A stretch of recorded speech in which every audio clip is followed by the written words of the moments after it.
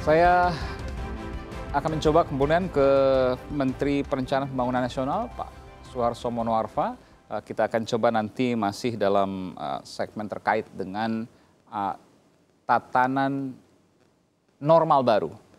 Saya ke Pak Stefanus dulu. Pak Stefanus, jadi apa yang sekarang kemudian disiapkan oleh Asosiasi Pengusaha Pusat Belanja Indonesia, APPBI, terkait dengan rencana yang mungkin bisa dilakukan pembukaan pusat belanja, bisa juga tidak? Ya, bagaimanapun juga tetap kita mesti persiapkan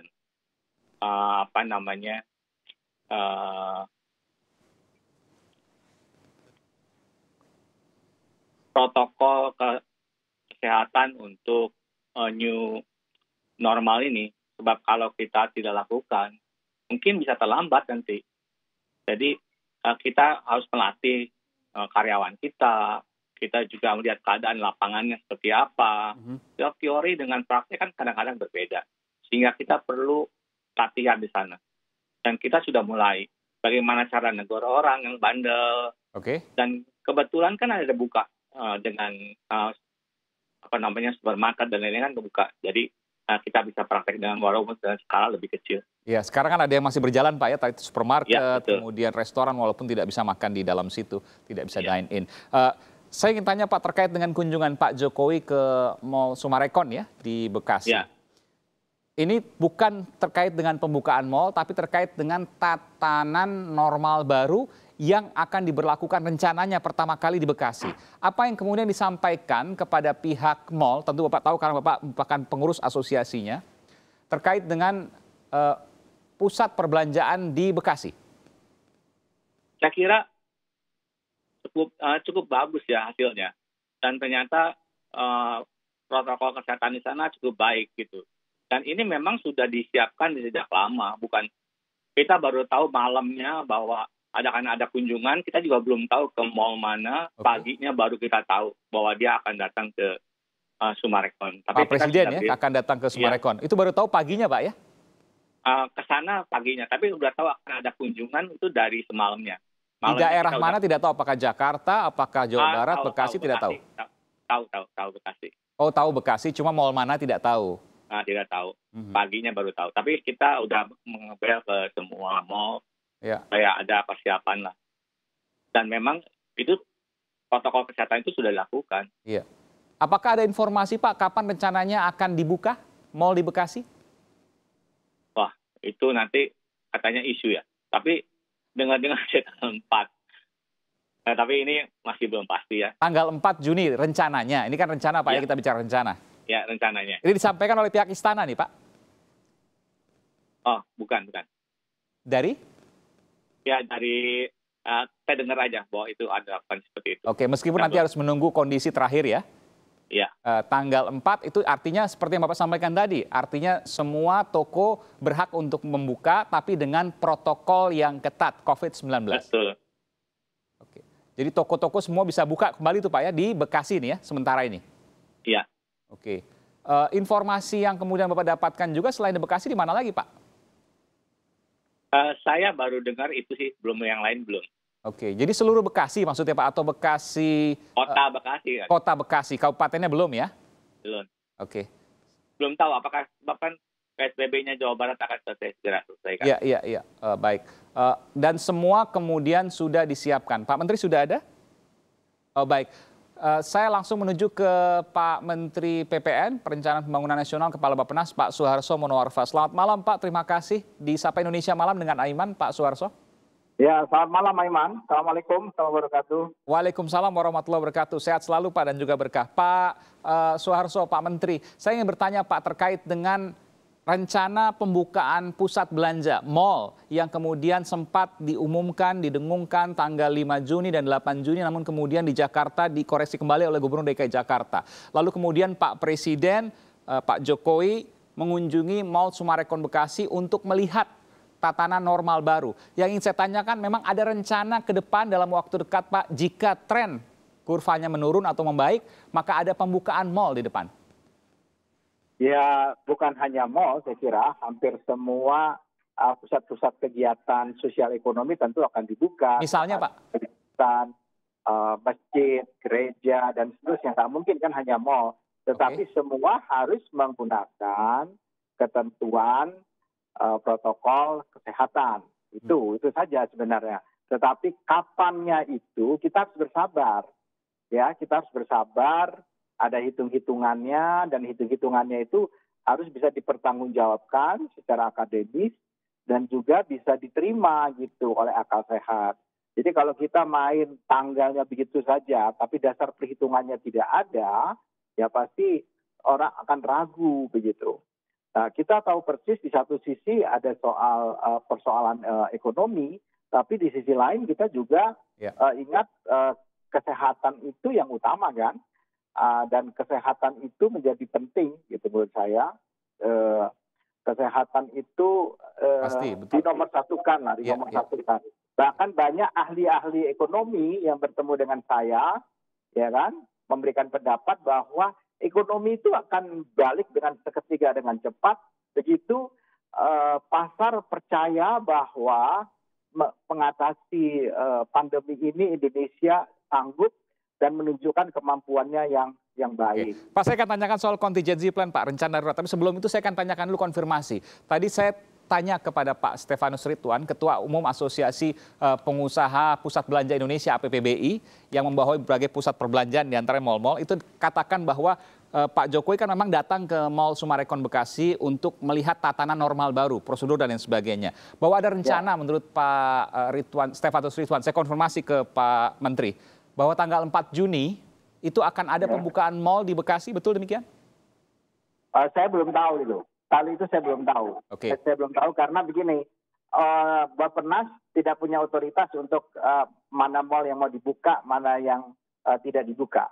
Kami hanya memberikan dasar-dasar kebijakan yang sifatnya itu basic scientific yang bisa dipertanggungjawabkan. Jadi otoritas itu ada di gugus tugas dan protokol kesehatan itu diatur oleh Kementerian Kesehatan. Jadi jelas porsi masing-masing dari kementerian ini. Saya percaya bahwa Kementerian PPN, Kepala Bappenas Bapak ya, bahwa ada kajian yang dilakukan terkait dengan new normal dari Kementerian Bapak. Termasuk juga di pusat perbelanjaan, di masjid tadi Bapak katakan, di tempat ibadah, gereja, pura, wihara, dan lain sebagainya. Apa yang kemudian bisa disampaikan Pak terkait dengan a new normal yang dikaji oleh Kementerian Bapak dan bisa dilaksanakan nanti ketika kurva menurun langsung diketok palu jalan? Ya, yang pertama tentu sekali lagi tidak ada tawar-menawar di soal protokol kesehatan. Kenapa? Karena kita sampai hari ini tidak tahu kapan vaksin itu ada dan obat yang efektif itu tersedia. Ya. Jadi cara satu-satunya kita adalah mengendalikan virus. Jadi dengan R0 itu bisa turun di bawah 1 bukan berarti virusnya tidak ada. Betul. Tetapi kita bisa mengendalikan hidup berdampingan dengan virus. Dancing with COVID. Itu kita bisa lakukan. Dancing with COVID, ya. Pak Menteri, ada kekhawatiran tadi disampaikan oleh Prof. Karim Suryadi, Ketua Dewan Guru Besar Universitas Pendidikan Indonesia di Bandung, Jawa Barat, yang juga bersama kita pada malam ini. Kalau seandainya disampaikan tadi, katakanlah satu daerah itu kemudian membuka a new normal. Artinya memang ada relaksasi kalau di new normal, Pak. Itu beda bahasa saja.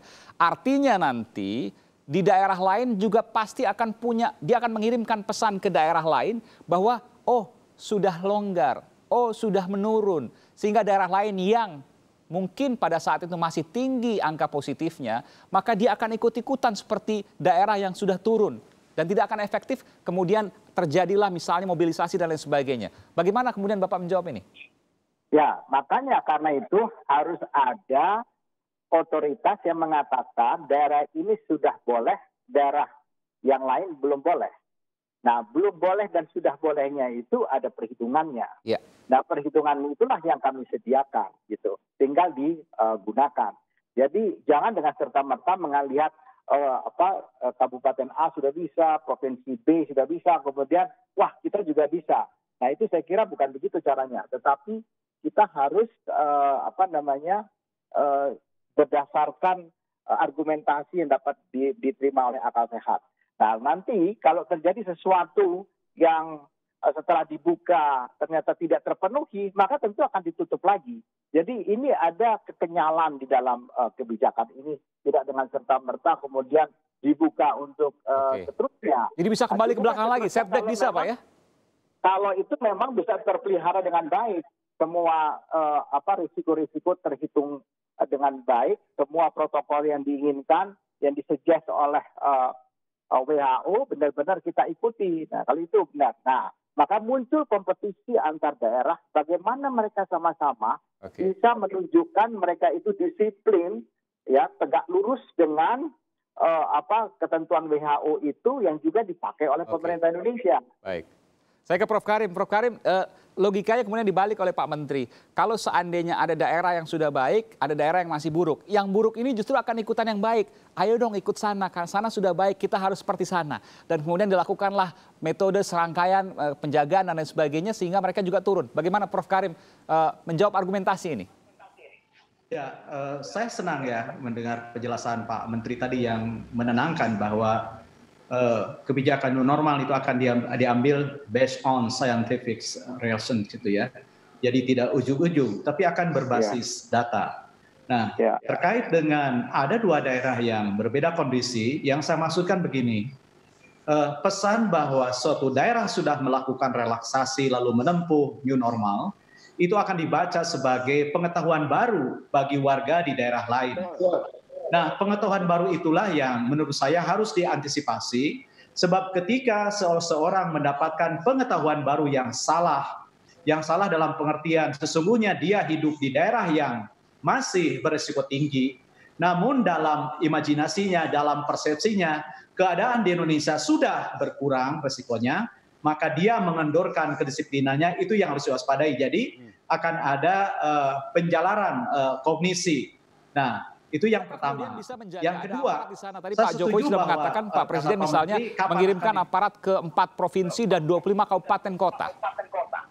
Ya, menurut saya pengiriman aparat itu agak berisiko dua hal. Pertama, dengan menambah jumlah aparat di tempat-tempat perbelanjaan itu kan sebenarnya mengurangi porsi pengunjung begitu ya, karena akan dihitung berapa orang ada di sana. Tapi itu biarkanlah, itu urusan teknis. Tetapi menurut saya lebih sepakat dengan Pak Menteri, soal kesehatan dulu, mengendalikan pandemi dulu, baru ekonomi akan mengikuti gitu.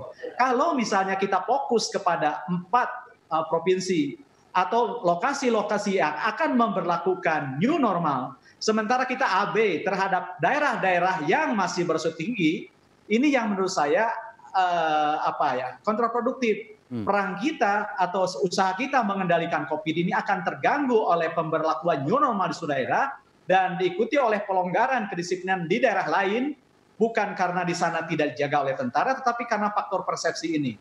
Jadi penambahan aparat menurut saya bisa saja menertibkan masyarakat di lokasi yang diberlakukan new normal, tetapi ini kan tidak bisa menjamin bahwa penyebaran virus di daerah lain tidak terjadi. Padahal menurut saya penting kita melihat ini dalam kacamata nasional. Karena berita misalnya begini, berita hari ini terjadi penambahan 686 kasus di seluruh Indonesia. Ada daerah yang cuma 1, Jawa Timur sekarang menjadi pusatnya. Tapi kan masyarakat tidak melihat sekarang epicentrumnya Jawa Timur, bukan lagi Jakarta, tidak begitu. Orang dengan mudah melihat jumlahnya 686 sama dengan seminggu setelah kita memberlakukan work from home. Artinya apa? Artinya ketika kita menapaki kedisiplinan tingkat tinggi, jumlahnya sama dengan sekarang ketika relaksasi mulai kesannya dikendorkan. Itu menurut saya salah satu efek psikologis. Oke, baik. Saya mendapatkan apa yang Anda sampaikan. Jadi semacam teori balon, ditekan di sebelah kiri, dia gemuk di sebelah kanan. Ditekan di sebelah kanan, dia kembali gemuk di sebelah kiri. Dan itulah yang Anda khawatirkan akan terjadi ketika new normal dilakukan tanpa kehati-hatian. Kita akan segera kembali menuju ke Pak Menteri nanti untuk kemudian menjawab ini. Tetaplah bersama kami di Sapa Indonesia Malam, saudara.